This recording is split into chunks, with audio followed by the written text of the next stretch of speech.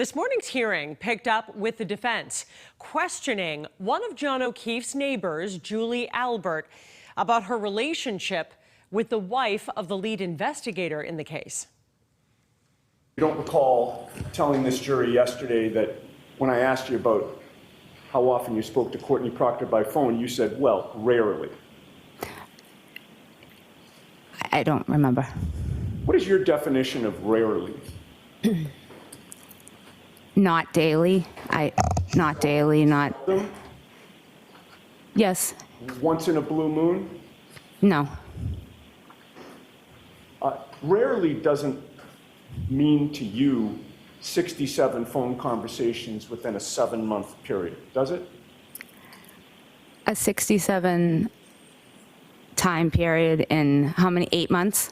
In about 7 months, 67 times.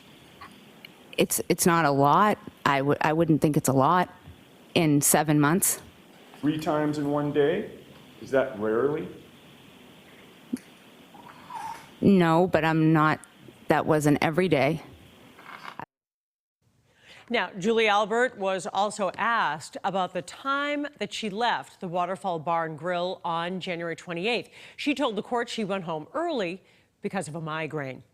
After she took the stand, there was a break in a hearing over the blogger who is known as Turtleboy. Prosecutors wanted him excluded from the courtroom during some of the testimony. He is facing charges for allegedly harassing some witnesses in the case. The judge ultimately agreed to exclude him during some of the testimony. Because of the chilling effect that Mr. Kearney's presence, I find, will have on the witness's testimony, I'm going to excuse him while the named witnesses in the Commonwealth's motion. Julie Nagel. Now, Nicole Albert also took the stand. She is the wife of Brian Albert and owned the home where John O'Keefe was found dead.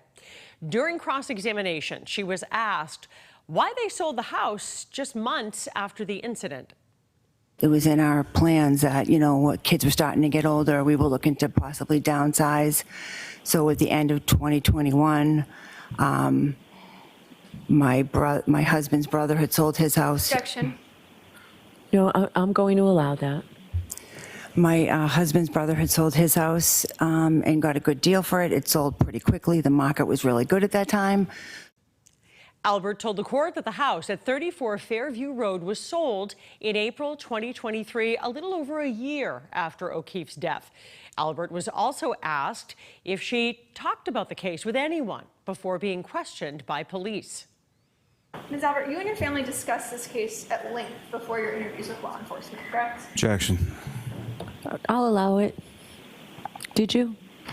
Of course, we discussed the case, but just everything that was going on, we were trying to figure out what happened.